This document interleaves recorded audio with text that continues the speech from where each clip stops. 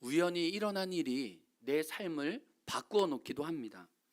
내가 계획한 것도 내가 설정한 것도 아닌데 뜻밖의 만남과 사건이 내 인생을 결정적으로 바꾸기도 해요. 여러분, 이런 삶의 경험이 있지 않으세요? 서동원 집사님 지금 온라인에서 함께하고 계실 텐데, 이 마커스 펜션 카페 운영하시면서 이렇게 우리 교회 만나게 됐죠. 제가 서동원 집사님께 어떻게 여기 제주도에 오시게 됐어요? 이 행원에 오시게 됐어요라고 할 때 서동원 집사님의 첫 말을 제가 기억합니다. 클릭을 잘못해서 여기 오게 됐어요라고 했어요. 그 말이 무엇이냐면, 이제 그 여러 인생의 여정 중에 막히고 다치는 경험을 통해 이제 카페를 열어야겠다라고 해서 카페를 여는 이렇게 여러 사이트를 보고 있는 중에 그 위에 거를 클릭하려고 했는데 이 스크롤이 잘못 눌려서 그 아래 클릭한 게 마커스 카페였다는 거예요. 그래서 자기가 원래 계획했던 곳이나 장소는 육지였고 어느 지역이었는데 제주도는 한 번도 생각하지 않았는데 클릭을 하게 됐고, 그 클릭을 하게 된 결과 여차여차 많은 과정을 통해 여기까지 오게 되었다는 거예요. 그 교회 목사가 어떻게 오게 되었어라고 할 때 한 성도님이 클릭해서 오게 되었어. 이게 쉽지 않죠. 그 클릭 속에 하나님의 섭리가 있었던 거예요. 저도 그래요. 저와 행원교회의 만남은 묵상해 보면 6번이 1번이 되어서 제가 행원교회 오게 됐어요. 제가 98년도 우리 열방대학에서 DTS 할 때 그 주 금요일인가 이제 교회를 가야 되니까 열방대학에 어느 교회를 갈 건지 1번부터 6번까지 번호가 붙었습니다. 2번부터 6번까지는 분명히 가나다 순이었어요. 분명히 2번부터. 근데 1번에 행원교회가 붙어 있었어요. 이거는 그 리더 간사님의 전략이었는데 행원교회를 1번으로 놓고 2번부터 6번까지는 가나다 순으로 배치했어요. DTS 내에서 우리는 제주도에 대한 아무런 정보가 없으니까 이야기가 들려왔는데 작은 시골 교회지만 정이 있고 밥을 주더라. 그리고 우리 리딩을 하는 우리 간사님이 섬기시는 교회더라. 근데 제주에서까지 와서 이렇게 큰 교회 섬기는 건 좀 우리가 아닌 것 같다. 제주도에 있는 동안만이라도 작은 교회에서 함께 예배드리면서 조금이라도 보탬이 되면 좋지 않을까라고 해가지고 사람들이, 저는 그때 제일 막내였으니까 이렇게 다 선배들이 다 1번 행원교회 이렇게 자기 이름을 적더라고요. 저도 얼떨결에 1번이 제일 좋은 교회인지 알고 1번으로 썼어요. 그때 사진 아까 나왔나요? 63명 중에 20명이 되는 사람들이 우리 행원교회 오게 된 거죠. 그리고 20년 후에 제가 행원교회 담임 목사로 다시 오게 된 거예요. 저 사진은 이제 98년 6월인가 이제 행원교회 마지막 떠날 때 기념으로 찍은 사진이에요. 우리 동기들이 이거를 갖고 있어요. 제가 생각해요. 하나님은 그때 이 6번을 1번으로 바꾸지 않으셨으면, 그냥 남 따라 내가 이렇게 이게 행원교회 오지 않았으면 20년 후에 제가 이 자리에 올 수 있었을까? 그런 생각을 해봐요. 근데 제가 왜 이 말씀을 드리냐면, 사도행전 16장 특별히 빌립보 도시에서 사역했던 사도 바울을 묵상하면서 제가 깨닫게 된 것이 계획된 우연이에요. 이게 모순 형용법이죠. 이 동그란 세모가 있을 수 없는 것처럼 계획된 우연이란 말은 있을 수는 없어요. 그러나 실은 우리 삶에 벌어져요. 따라해 보겠습니다. 계획된 우연이 있습니다. 빌립보에서 이루어진 일을 가만히 보면 일상의 우연이 하나님의 섭리 안에 사로잡히면 내가 생각하지도 못했던 인생의 전환점을 맞이하게 된다는 거예요. 겉으로 보면 분명히 우연히 되어진 일입니다. 그러나 그 밑을 들여다보면 하나님의 섬세한 조정이 그 안에 다 있는 거예요. 하나님의 탁월한 연출이 있었음을 나중에야 깨닫게 돼요. 하나님은 바울과 바울의 선교팀을 위하셨지만 빌립보 도시에서는 그들이 생각하지 못한 방식으로 일하고 계셨어요. 그냥 우연히 만난 거지라는 그 만남 속에 우주적인 섭리와 하나님의 은총을 주입하고 계셨어요. 이걸 그 사건 이후에 돌이켜보면서 알게 돼요. 그렇다면 빌립보에서 이루어진 계획된 우연은 뭘까요? 우리가 이 말씀의 현장으로 들어가 보기 원해요. 우리가 알듯이 바울은 마게도냐로 건너와서 우리를 도와주십시오라는 환상을 보고 유럽의 첫 발을 내딛었습니다. 내 앞을 보리라는 네아폴리 항구에 내리자마자 그 항구에 머문 것이 아니라 거기서 16km 떨어진 이제 그 당시에 로마가 이 전 대륙에 길을 냈는데 에그나티아 도로라고 이 온 유럽의 대륙에 이 길을 냈어요. 그 길이 아직도 빌립보 도시에 있는데 그 길을 따라 16km 가면 이 빌립보 도시가 나와요. 그 로마의 길을 따라 사도 바울이 선교를 한 거예요. 빌립보가 가까워오자 바울은 설렘과 떨림으로 이렇게 하나님께 얘기했을 거예요. 주님, 제가 선교할게요. 기다리세요. 제가 왔습니다. 이런 심정으로 도시에 설렘으로 도착했을 거예요. 그런데 빌립보에 도착한 사도 바울은 자기가 아시아에서 전도했던 여러 도시와 다른 특별한 분위기를 느낍니다. 12절 하절 말씀 한번 보겠습니다. 또 로마의 식민지라. 빌립보가 로마의 특별한 식민지였대요. 근데 여기서 우리가 이 한글 성경에 오해가 있는데, 우리가 우리의 전제로 성경 읽으면 안 돼요. 그 당시 식민지라는 것은 우리가 옛날에 일제 치하의 식민지에 있었다 이런 식민지가 그런 뜻이 아니에요. 여기서 말하는 이 마게도냐의 첫 성이요 으뜸이요 이렇게 표현되잖아요. 황제가 알아주는 도시였다는 거예요. 잘 나가는 도시였고 자랑할 만한 도시였다는 거예요. 근데 그게 로마의 식민지라는 거는 작은 로마였다는 거예요. 로마의 영광을 그대로 재현한 작은 로마로 사람들의 자부심과 사람들의 영광이 어깨가 이렇게 많이 들어갔다는 얘기예요. 로마의 문화와 정치와 행정과 모든 시스템을 이 빌립보 도시 안에 잘 이식해 놓아서 사람들이 거기에 대한 굉장한 우월감을 가지고 그 도시에서 살았다는 것을 이야기를 해요. 우리가 서울에 어떤 도시에 가면 특별히 잘 사는 분들이 있잖아요.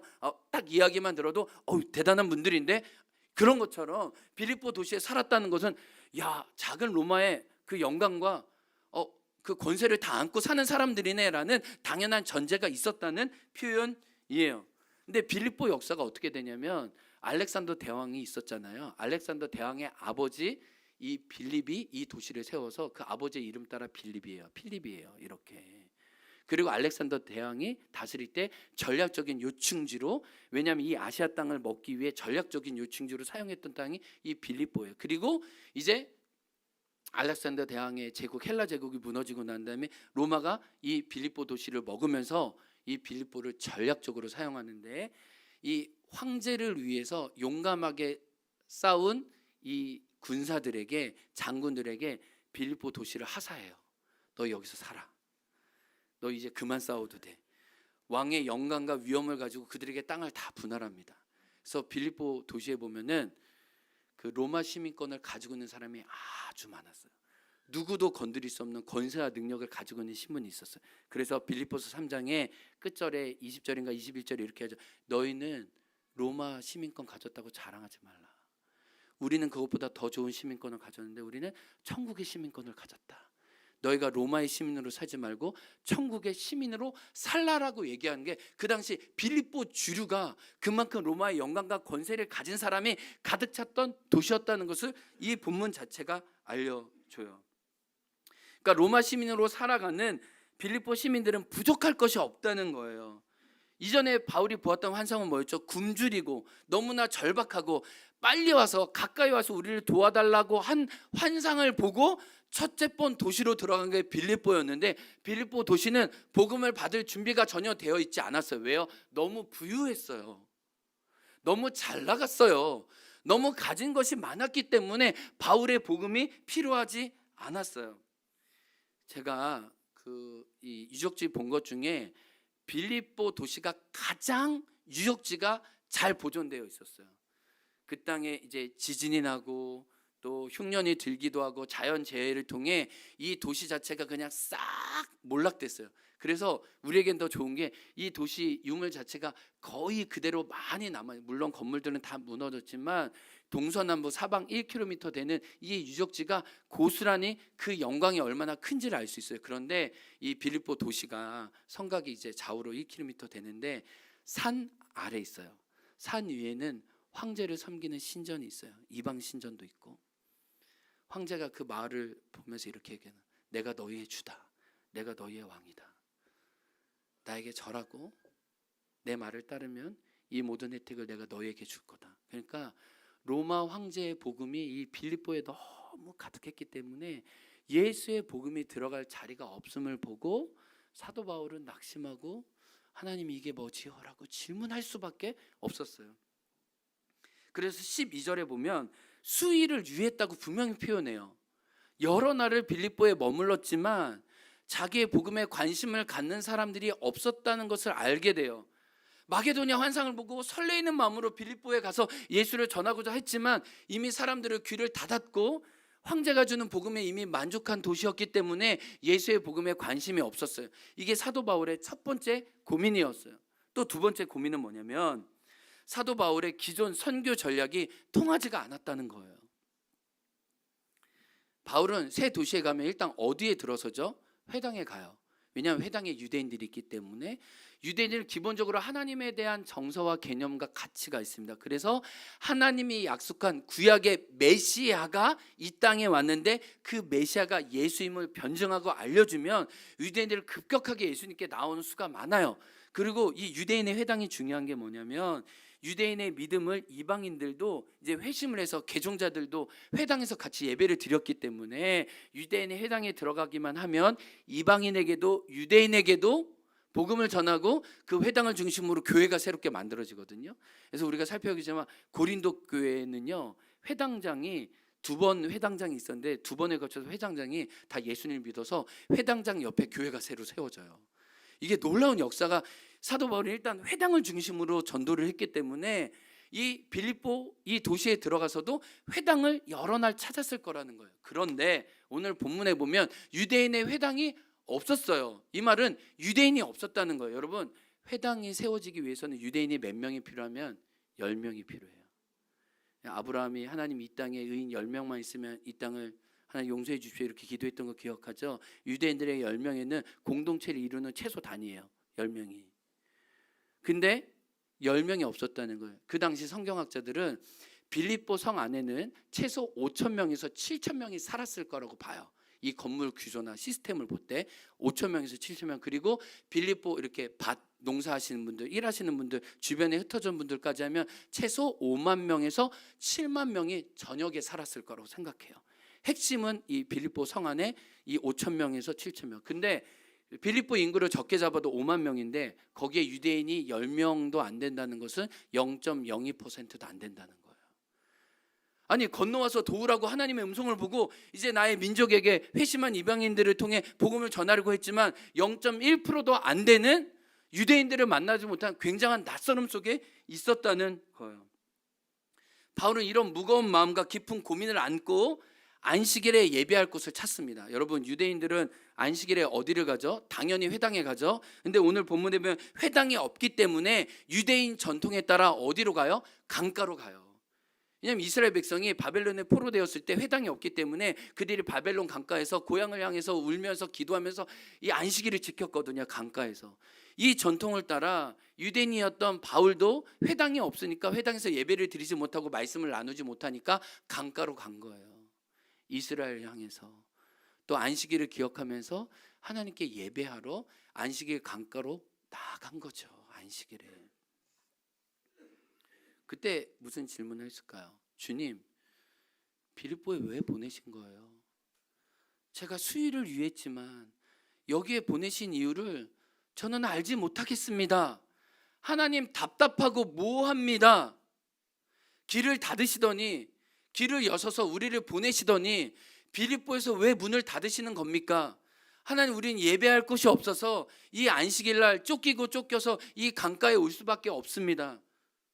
하나님 제가 10몇 년간 하나님의 선교 사역을 했지만 이렇게 유대인이 또 회심자가 없는 도시에서 선교하기는 좀 제가 어려울 것 같아요.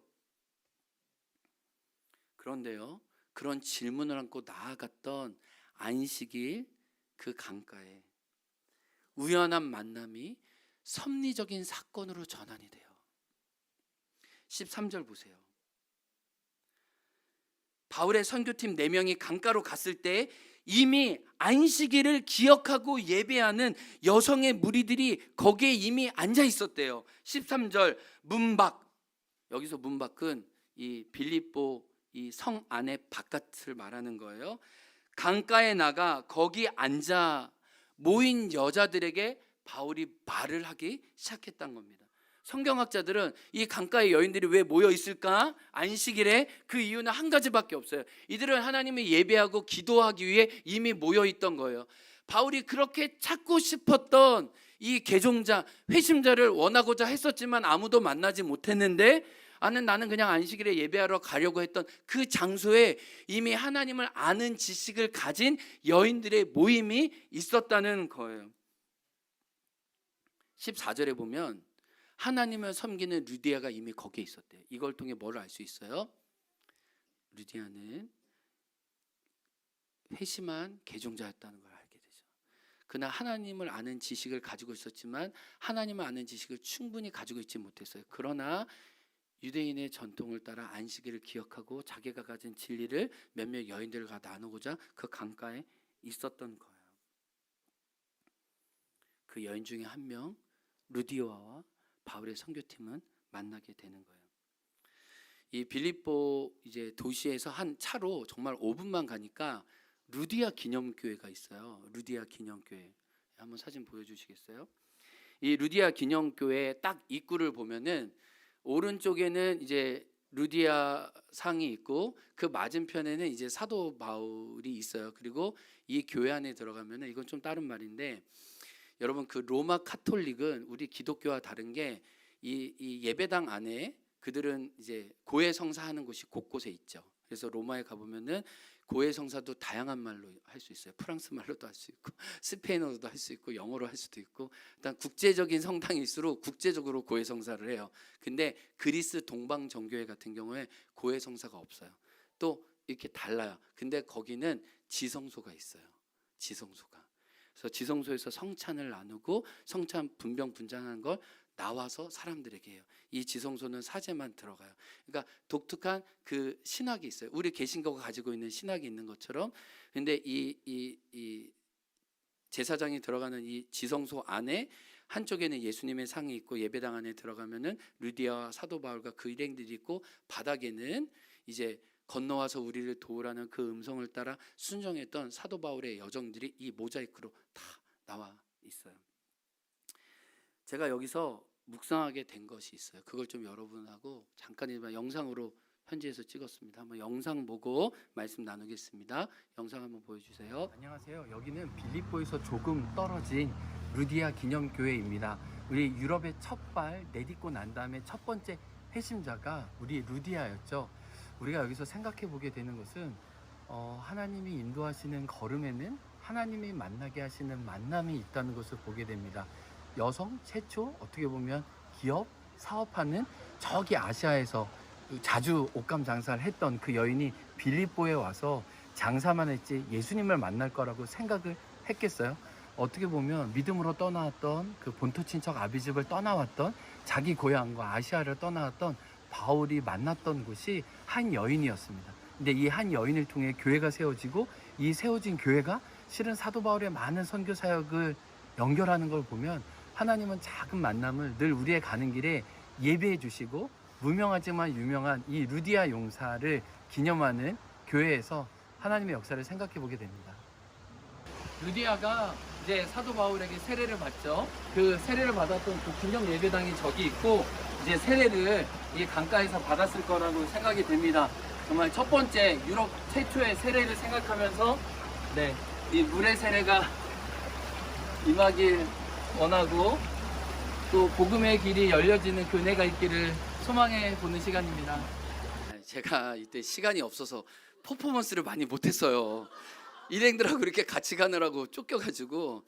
근데 제가 유럽의 첫 번째 회심자가 루디아잖아요. 그래서 이 성지순례 오시는 분들이 자기가 첫 번째 세례 받았던 장면을 기억하면서 다시 물 세례를 재현해요. 그러니까 내가 다시 세례를 받겠다 이게 아니고 내가 처음으로 내 삶을 드렸던 그 세례 현장을 기억하기 위해 이 자리에서 물을 다시 한번 적셔요. 제가 그걸 알고 적시는 흉내를 한번 해본 거예요. 너무 다급하게 적셨지만 마음은 진짜 온전하게 적시고 싶은 마음이 가득했어요.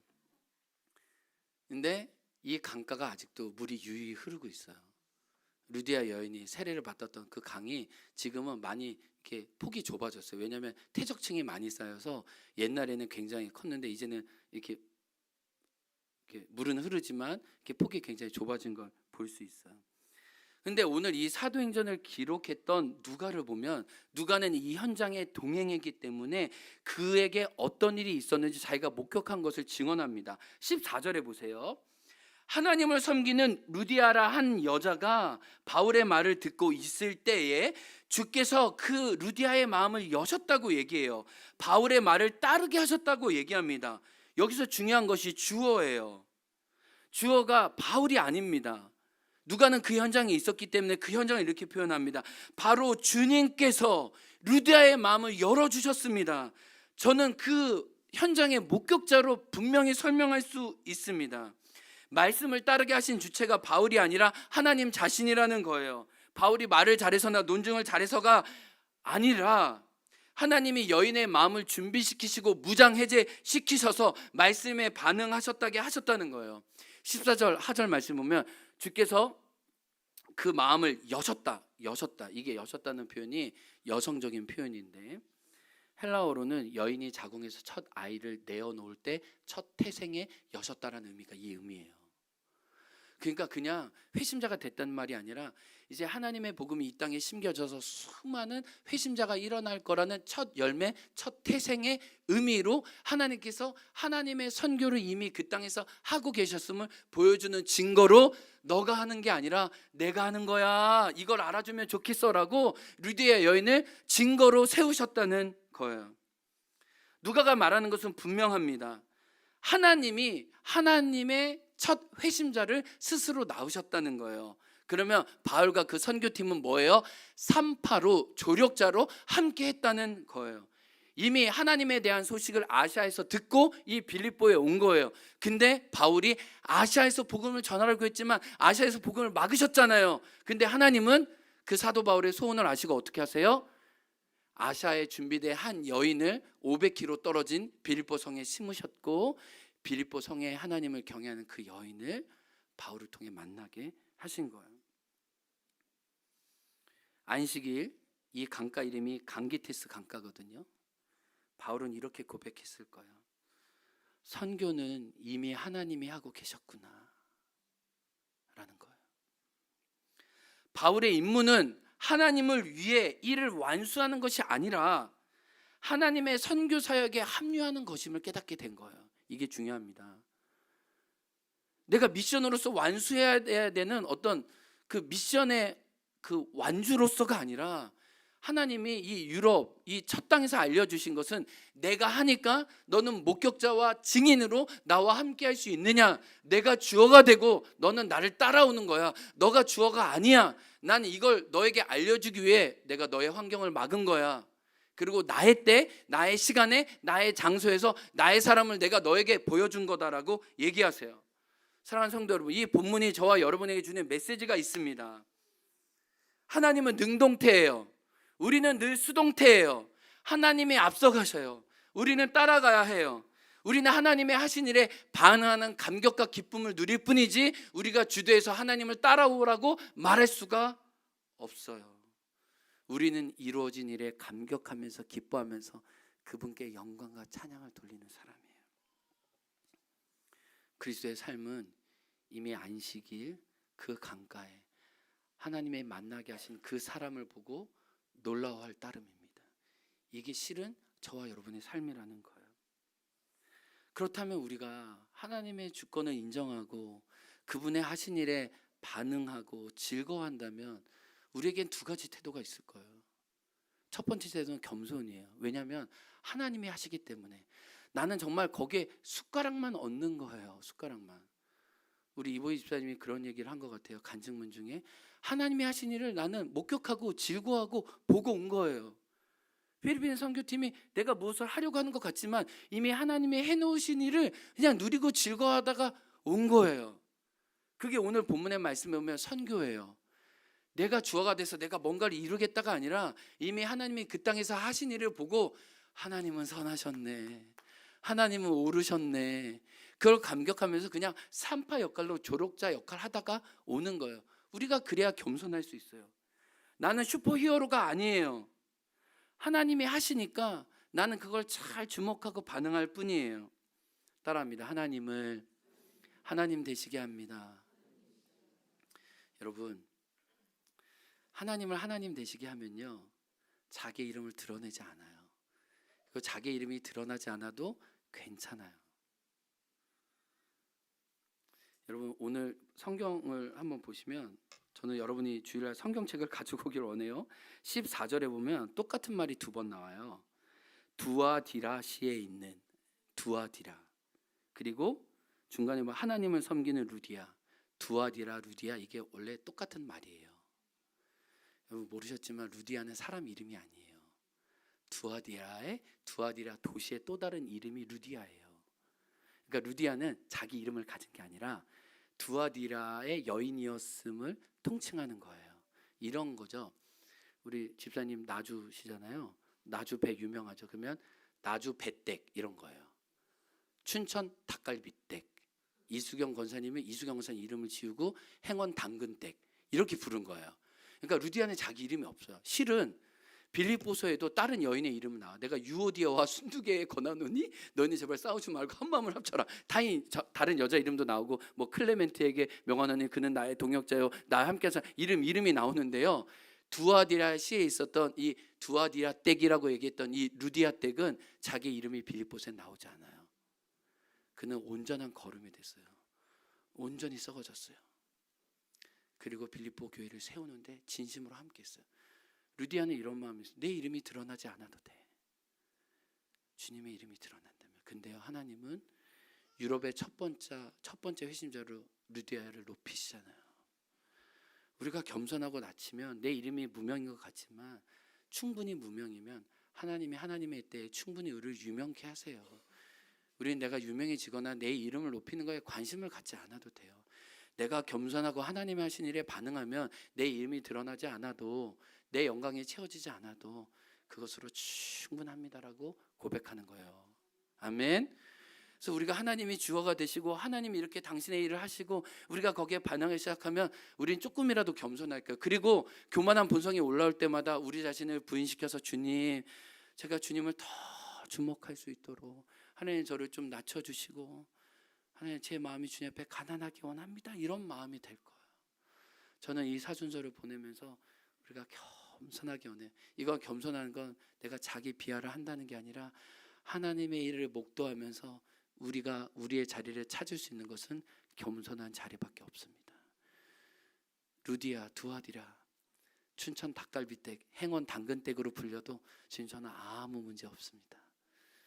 주님만이 높아진다면 우리는 이렇게 겸손으로 반응할 수 있을 거예요. 두 번째는 겸손과 함께 따라오는 것이 소망이에요. 왜냐하면 하나님은 약속을 이루세요.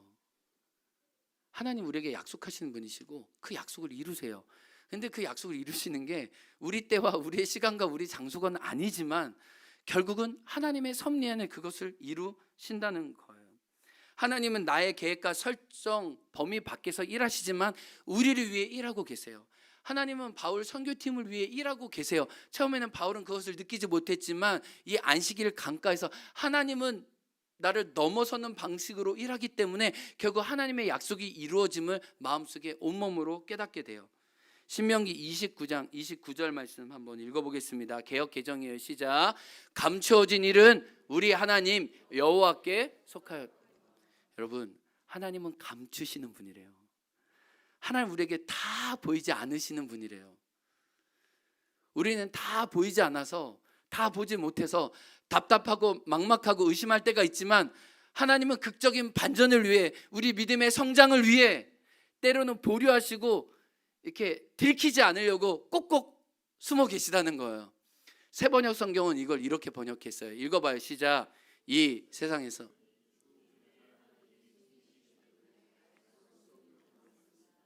그것은 주님의.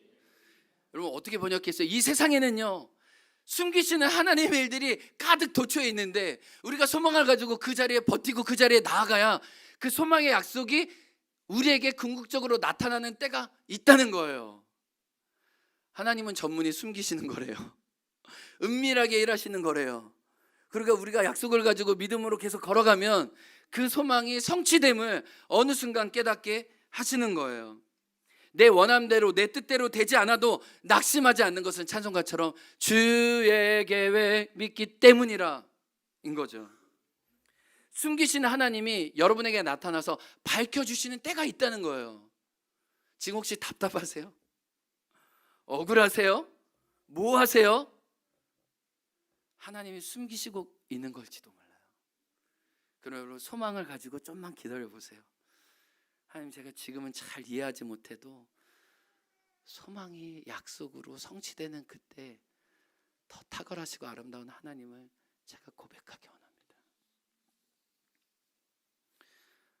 하나님이 주어라는 사실이 사도 바울에게 너무 뼈저리게 다가왔던 것처럼 우리가 그리스도인으로 천국 시민으로 살아갈 때 정말 주님이 주어가 되어서 내가 그분 앞에 겸손할 수 있고 소망의 약속으로 내 삶이 채워질 수 있다면 주님 우리를 굉장히 흐뭇해 하실 거예요.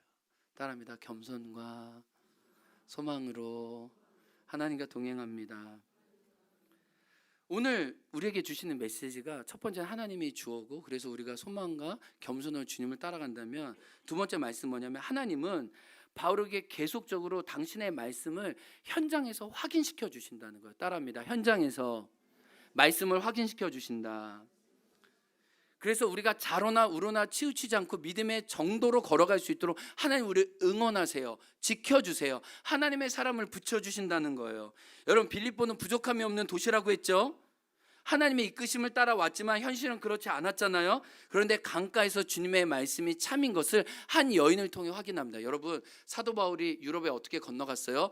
밤의 환상 중에 한 사람이 나타났다고 했죠. 한 사람이 건너와서 우리를 도우라 간절히 청했다고 했어요. 근데 오늘 본문에 보면 루디의 한 여인이 강력하게 청해요. 내 집에 와서 유해 주십시오. 보세요. 한 사람이 바울을 불렀어요. 제발 마게도냐 땅에 와서 우리에게 복음을 주십시오. 한 사람의 요청에 따라 응답해서 나아갔습니다. 그렇게 첫 발을 내딛었죠. 그리고 세례를 받고 난 다음에 루디아 한 사람이 사도 바울 전도행 팀들에게 강력하게 청하면서 우리 집에 와서 유해 주십시오. 이게 무슨 말이에요? 여긴 유대인의 회당도 없고 아무것도 없으니까 우리 집이 교회가 되게 해주세요. 우리 교회를 정말 우리 집을 교회로 다 드리겠습니다. 산 제물로 드리겠습니다. 당신의 나라와 영광을 위해 내가 가지고 있는 거 다 써주세요. 여러분, 그 당시에 자주 옷감은요 로마의 황제나 이 고위급만 찰 수 있는 옷감이었어요. 이게 굉장히 중요한 고급 원료였다. 제가 잘 모르는데 여자들 그 핸드백 원하는 핸드백이 뭐예요? 미선 지사님 제일 원하는 핸드백 뭐예요? 루이비통 뭐 그런 거예요? 그런 거랑 거의 같은 거예요. 몇 천만 원급이에요. 왜냐하면 이 자주색은 조개를 까가지고 조개에서 염료를 만들기 때문에 엄청나게 수공과 세공이 많이 들어갔기 때문에 이 보라색 옷은 왕의 권위의 상징이었어요. 그러니까 이 업이 잘 될 수 있는 데가 빌립보밖에 없었어요. 그냥 황제의 태어 군인들이 그 땅에 살고 있었기 때문에 이 엄청난 이 옷감을 소비할 수 있는 사람은 빌립보 도시밖에 없었어요. 그러니까 두아디레에서 그 옷감 장사를 하던 사람이 사업 잘 되는 것 따라 빌립보에 온 거죠. 이해가 되세요? 이 빌립보에서만 그 옷이 잘 되니까. 근데 자기가 옷 팔고 장사 잘하고 그래서 하인도 거느리고 종도 많이 있었던 게 예수님을 만나고 나는데 어떻게 바뀌는 거예요? 나 이거 안 되겠다. 주님이 어떻게 다 바칠까? 첫 번째 유럽의 회심자가 되었을 뿐만 아니라 첫 번째 자기의 가정을 주님의 교회로 내어놓는 놀라운 일이 있었다는 거죠. 그걸 어떻게 확인해요? 한 사람이 우리 집에 와서 청한 거예요. 하나님은 계속 당신의 한 사람을 통해 우리에게 말씀하고 계셨구나. 근데 성경이 재밌어요. 알렉산더가 환상 중에 나타나서 청하여 우리 제국을 좀 도와주세요. 청하여라는 단어가 파라칼라오거든요. 근데 루디아가 우리 집에 청하여 제발 강건하니 우리 집을 당신의 교회로 삼아주시고 선교의 전치기조로 삼아주십시오라고 청했다는 표현도 파라칼라하고 똑같아요. 하나님의 음성은 너무 크게 멀리 들리는 게 아니에요. 보잘것없는 한 여인을 통해, 한 아이를 통해, 지나가는 꽃들을 통해서도 하나님 우리에게 충분히 말씀하실 수 있다는 거예요. 사도 바울은 너무 크고 웅장하게 하나님의 말씀을 듣고자 했는지 몰라요. 그러나 절망하고 실망한 그 강가에서 한 여인을 통해 하나님의 손길과 섭리를 깨닫게 되는 거죠. 여러분, 이게 우리의 하나님이세요. 이 말씀하고 마치고 싶어요. 2주 전에 이제 20년 전 제자가 왔어요. 그 제자랑 계속 교제하고 있었기 때문에 그 중학교 때 만났던 제자가 이제 30대 초반이 되고 이제 결혼해서 결혼 1주년 맞아서 제주 여행을 왔어요. 참 이 친구가 고마운 게 그 이 친구의 어머님은 우리 들락날락 센터에 있는 그 세라믹 자기 있잖아요. 이걸 다 이렇게 기증해 주신 분이거든요. 그분의 딸인데 윤주인데, 윤주는 제가 이제 들락날락 기도 편지를 보낼 때 기도해 주라. 이 땅에서 하나님의 선교가 될 수 있도록. 근데 자기 월급을 이 한 달치 월급 다 깨어서 이곳에 옥합으로 드린 친구예요. 그러니까 늘 제가 고맙고 감사한 마음이 있죠. 왜냐하면 선교 안에 같이 이 제자와 계속 동역할 수 있으니까. 근데 이 윤주라는 친구가 남편을 데리고 왔는데 결혼 조건이 뭐였냐면 남편이 예수님 안 믿어. 그래서 결혼 조건이 늘 갈등이 뭐였냐면 예수님 안 믿는 이 남편과 내가 결혼해서 신앙생활을 하는 게 늘 마음에 부담이 있었어요. 근데 결혼 1주년 돼서 이렇게 왔는데 무슨 얘기를 하냐면은, 목사님, 저는 그 남편이 늘 변해야 된다고 생각했어요. 우리 집은 남편이 문제다. 나는 태어날 때부터 하나님을 믿었고 모태신앙이고 하나님에 대한 부족함이 없는데 이 내가 예수님을 잘 모르는 남편 만나서 정말 회심시키고 예수님 믿게 하려니 내가 너무 힘들다. 그래서 모든 태도가 남편을 정죄하거나 비난하거나 남편을 재촉하거나 남편에게 모든 문제가 있는 시선으로, 이 부부관계가 좋은 것 같지만 실은 늘 마음의 부담과 편견으로 남편을 바라보게 되었다는 거예요. 근데 그렇게 남편을 닥달하고 남편을 이렇게 푸시하다 보니까 자기가 하나님과의 관계가 안 되더라는 거예요.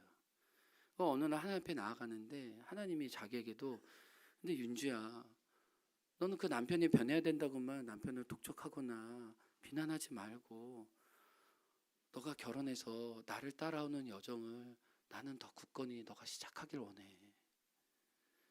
나는 너의 남편도 찾지만 나는 너를 찾아. 나는 너를 보고 싶어. 나는 너 마음을 나는 얻고 싶어. 그래서 남편이 변해야 된다는 그 조급함과 그 어떤 그 압력에서 그걸 내려놓고, 주님, 제가 주님을 따르고 싶어요라는 고백으로 남편을 위해 기도하면서 자기에 대한 기도로 바뀌어진다는 거예요. 제가 그 말을 들으면서 어떤 생각이, 하나님이 이 말을 해주시기 원하시는구나. 제가 그 친구가 중학교 때 수련회 가서 그 친구를 위해, 그때 청소년부가 몇 명 안 됐기 때문에 한 명 한 명씩 다 안수기도 해주고 하나님 주시는 마음을 주었거든요. 근데 제가 그때 하나님이 주신 마음을 너무 강력하게 받아서 그 아이를 향한 말씀이 골로새서 3장 1절이었어요. 그리스도께서 하늘 보좌의 우편에 앉아 계시니 위의 것을 찾으라 라는 말씀이에요. 제가 그 말씀을 찾아서 그 친구에게 읽어주었거든요. 근데 그 친구가 이 말씀을 기억하고 있더라고요. 목사님, 제가 이 말씀에 대해 좀 얘기하고 싶어요. 제가 미국에서 어렸을 때 미국 캠프 갔을 때 하나님이 저에게 주신 말씀이 골로새서 3장 1절이었어요. 근데 제가 그 말씀을 그때는 영어로 들었었어요. 근데 제가 한국에 와서 제가 목사님과 함께하는 청소년 수련회 갔을 때 목사님이 빌립보서 3장 1절 위의 것을 찾으라는 말씀을 주셨을 때 저는 전율했어요. 하나님이 저를 향한 하나님의 말씀인 줄 알았어요. 제가 평생 위의 것을, 하나님 나라를 위해 살아야 한다는 것을 어린 나이부터 하나님이 저에게 확인시켜 주심을 제가 그 수련회 때 그 기도를 통해 그 말씀을 통해 알았어요. 그런데 결혼해서 가정을 이끌었을 때 목사님이 말씀을 다시 한번 저에게 골로새서 3장 1절 말씀 주시니 내가 어떻게 살아야 되는지 다시 한번 제 자신을 생각해 보게 됩니다 라는 거예요. 여러분, 루디의 한 여인은요, 다만 내가 회심시킨 하나의 회심자일 뿐만 아니라 실은 그를 통해 하나님의 음성이 들리고 있어요. 여러분, 우리가 하나님께 열려있고 깨어있으면 하나님은 도처에서 말씀하세요. 당신의 말씀으로 우리 힘있게 하시고 좌우로 치우치지 않고 믿음의 걸음을 걷게 하신다는 거예요. 말씀 마칩니다. 이 루디아 여인은 평생 바울과 동역해요. 그리고 빌립보 교회는 끝까지 하나님의 선교에 동참합니다. 마지막 말씀이에요. 빌립보서 1장 5절 같이 읽어요. 시작. 너희가 첫날부터 이제까지 복음을 위한 일에 참여하고 있기 때문이라. 여러분, 첫날이 어딜까요? 오늘 이 날이에요. 안식일 강기테스 강에서 바울을 만난 순간부터 사도 바울이 순교하기까지 복음 안에 동역을 했어요. 계획된 우연은 너무 아름다웠어요. 사도 바울이 생각하지도 못하고 계획하지도 않았던 더 좋은 방법으로 바울을 이끄셨어요. 여러분, 그 하나님이 여러분의 하나님이에요. 그 하나님이 여러분의 삶을 이끌고 계십니다.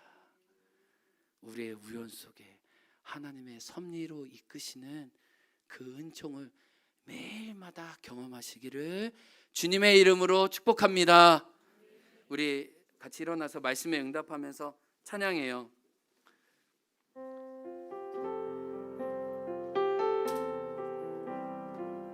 우리가 안식일 강기테스 강가에 있는 리디아와 바울의 심정으로 다 이해되지 않는 말씀과 상황이 있을지라도 주님을 의지하고 한 걸음 한 걸음 묵묵하게 찾기 시작할 때 우리의 우연 속에 당신의 섭리와 당신의 계획을 두십니다. 이해되지 않는 말씀 마음속 누를 때도 믿음을 드리며 이렇게 고백합니다. 이해되지 않는 말씀 마음속 누를 때도 믿음을 드리며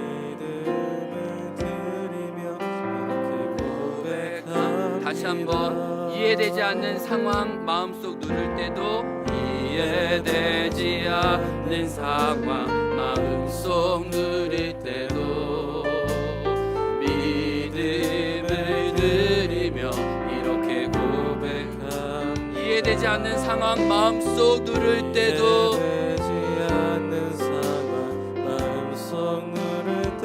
믿음을 드리며 믿음을 드리며 이렇게 고백함. 그래도 하나님은 선하십니다.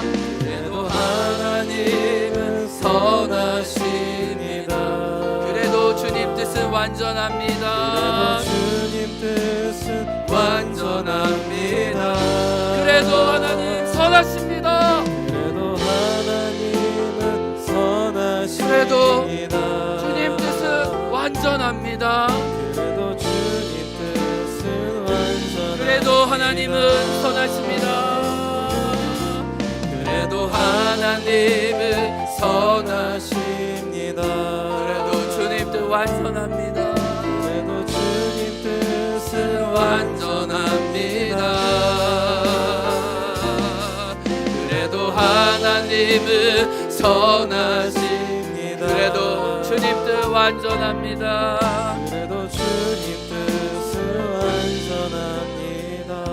여러분, 내 삶에 우연히 일어난 일인 것 같지만 하나님은 그 우연 속에 당신의 섭리와 계획을 담으셔서 내가 생각하지도 못한 더 아름다운 일을 만들어내실 수 있다는 것을 하나님이 오늘 여러분에게 알려주기 원하세요.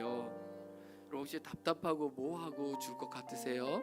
믿음을 따라 걸었지만 앞이 보이지 않고 계속 겹겹이 답답하고 어둡기만 하세요? 바울도 그 마음으로 강가에 갔어요. 내 생각하지 못한 방법으로 하나님은 한 여인을 통해 당신의 살아계심을 보이고 계세요.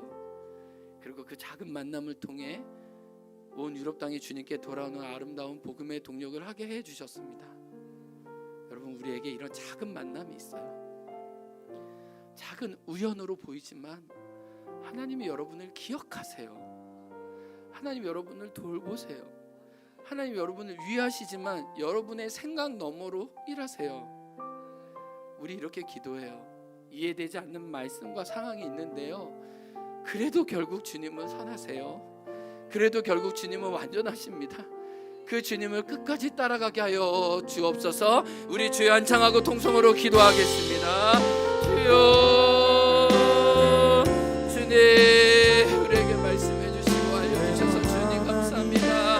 하나님, 우리의 우연히 보이는 강가에서 당신의 살아계신과 일하심을 하나님에게 이끌어주시고 하나의 역사여 주시니 감사합니다. 하나님, 우리 가운데 하나님 오늘 말과 같은 심령으로 하나님께 나아가는 자들에게 주님 함께하여 주시기를 주님 기도하고 원합니다. 주님, 하나님의 이루신과 하나님의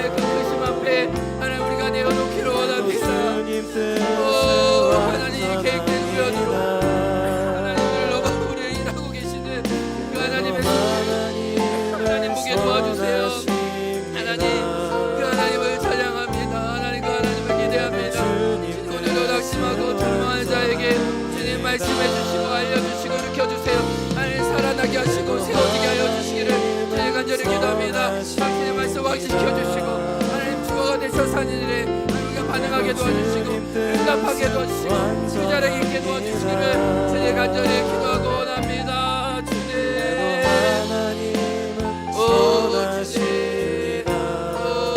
주님 우리의 눈으로 주님 보게 도와주시고 또 주님 따라가게 도와주옵소서. 하나님 주의 역사 앞에 나가게 도와주시고 하나님의 속에 도와주옵소서. 하나님 오늘 낙심하자 일으켜주시고 하나님 오늘 주의 밝은 빛을 비춰주시고 내가 너희가 길을 가르쳐주고 내가 너를 축복하게 하리라고 하셨는데 하나님 그 말씀 우리에게 보여주시고 일으켜주시기를 주님 간절히 기도하고 원합니다.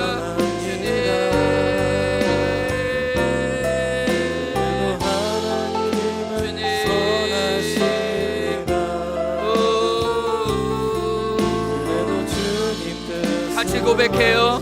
그래도 하나님은 선하십니다.